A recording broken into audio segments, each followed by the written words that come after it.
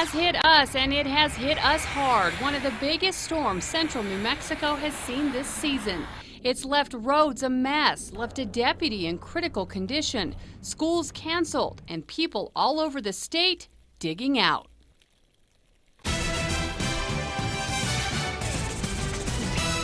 Nearly every part of the state has been touched by this storm. For once, the metro was included. People in their business suits forced to break out the umbrellas to get to their offices this morning. And it's not every day you see this in Civic Plaza. Unfortunately, this guy had no choice but to endure it. The streets were left with a layer of water that will no doubt turn to ice once the sun goes down. Even Uptown got hit. It got a little snow and a little rain mix, leaving a nice dusting on the signs and the giant Christmas tree.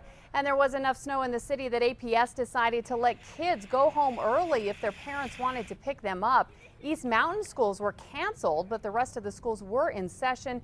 Many parents took advantage of the offer to get their kids home early.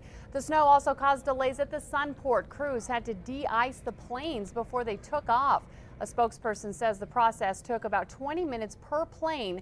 Most of the longer delays were because of weather in other parts of the country. And we have team coverage tonight of this major storm. We start with Cole Miller in one of the hardest hit areas, the East Mountains. Cole. Kim, we've been out here at Cedillo Hill all day today, and this morning is when things were really at their worst. Just covered in snow and ice. It just kind of scares the heck out of you. It gets your adrenaline going, and especially when your windshield wipers are all iced up, it just kind of makes it more interesting. Cedillo Hill was slow moving and very slick this morning, with quite a few big rigs having trouble making the climb. This car accident happened just before entering the mountains. It appeared to involve a couple of cars and an APS school bus. And at times the snow was really coming down good. Much of I-40 east of Albuquerque had low visibility. On some of the back roads with a lot of snow, plows were, but they'd be covered up again very quickly. And as the day went on, the snow tapered on and off. The further east you go, the roads start to look a little better. Travelers say the storm has been tough, but going slow will get you where you need to go. But, so far the roads have been pretty good.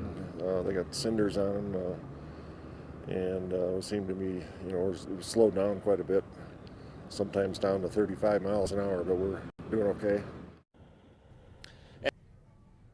Asking anyone who doesn't need to be out tonight to just stay put, stay home. Later tonight, this area could get real dicey when those temperatures drop and things start to freeze again. Kim, back to you. Okay, thanks very much, Cole. And the roads out there, as you said, are very treacherous everywhere. Up north, too. This video was shot by our photographer, Mark Corey, using his GoPro cam.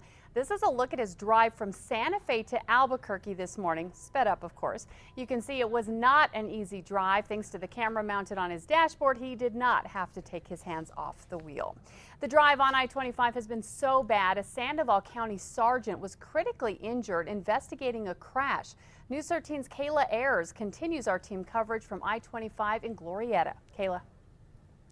Kim, we started driving north on I-25 shortly after 10 this morning and didn't get here to Glorieta until about 3 this afternoon. Now, as you can see, the snow is still coming down, piling up and covering I-25.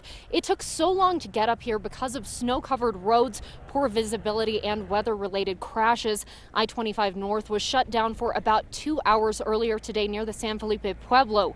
A sergeant with the Sandoval County Sheriff's Department who was investigating a crash was hit by another car. That sergeant, 47-year-old Robert Barron, seen here in video from a past story, is in critical condition. We're told he is stable at the hospital. Drivers stuck behind the interstate closure had to readjust their travel expectations.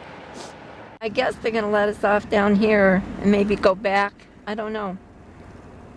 So far, we're not going anywhere.